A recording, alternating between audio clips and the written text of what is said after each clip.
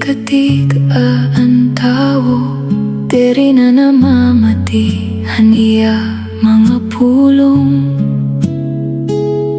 Ngan usala ini nga panagna, nahapit na ang tanan magbag-o. Ngan an aton Ginoo mabalik na.